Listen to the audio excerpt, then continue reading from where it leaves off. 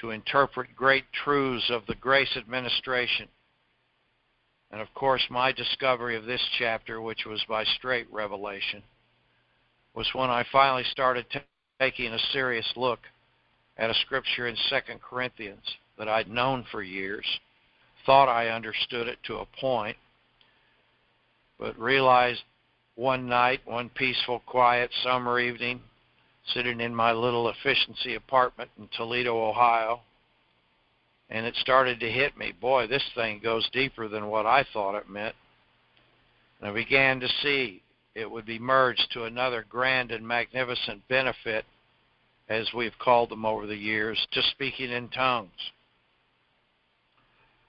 And I was reminded this morning, in final thoughts before moving into this subject again, of something I learned in high school football years ago. I can still vividly remember, not that it was the first time the coach had said this, but it finally clicked for me. I was a sophomore or a junior, and we were in a full-fledged scrimmage. I remember it was raining, which we always appreciated because it meant it was a little less humid, and 105-degree heat reduced a little bit in the Oklahoma summers. It was raining and muddy, and we were having more fun than at times we'd had in those practices. But I remember a senior defensive end. And in my day, we played what they called an Oklahoma 5-2, which is still one of the great defenses, most fun to ever play. Of course, today they've had to adapt to passing offenses. But even that, I ended up playing one of those defensive ends, which was exciting and exhilarating because my number one job was to contain, not to let any ball carrier get outside of me.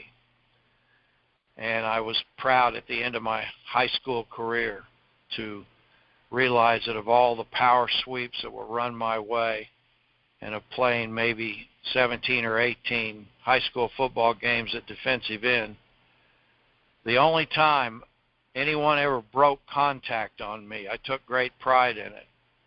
Later on, as I got more adept at the position, I could not only play off that lead blocker, usually a fullback, coming at me, but I also could spin inside and make the tackle on the ball carrier. I remember the first time I did that, our coaches went ballistic.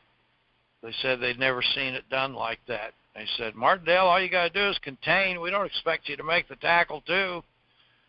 Linebackers are supposed to make the tackle." But, of course, with my joy and exuberance in playing, I had just realized if I did it quick enough, I could play off the blocker, make a 360 spin inside, because the runner always had to go cut inside on me. He never got outside me because of technique and quickness, not that I was faster than them, but because of discipline, attention to detail, technique, and quickness, taking that lead blocker on my outside shoulder.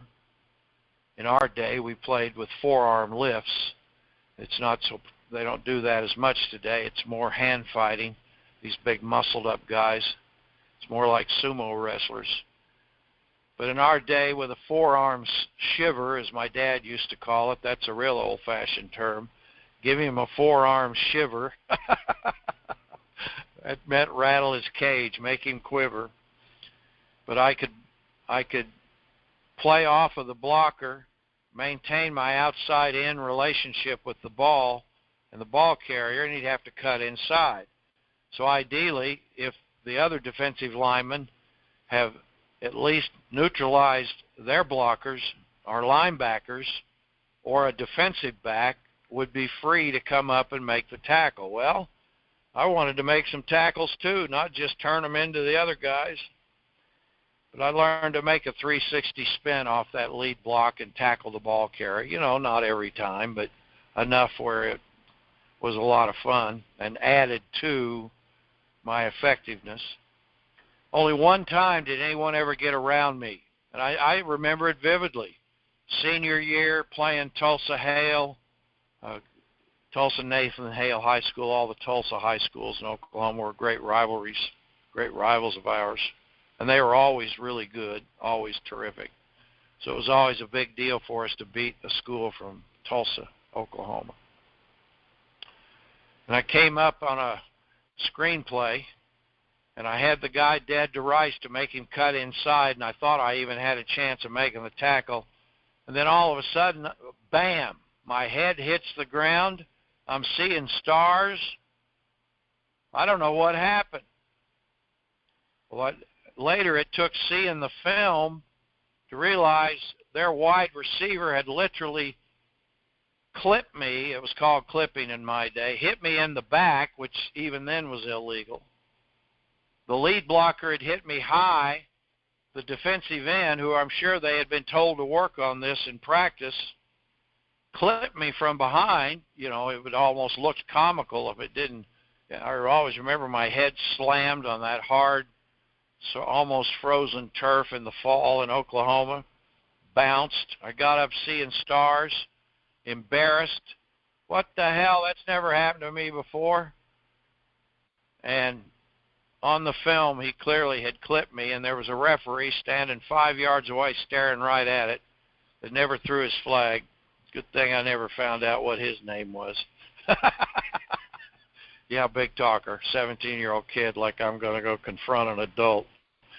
It just wasn't the way we thought in my day. But it gave me a little bit of comfort to realize the enemy had to break all the rules and get away with it.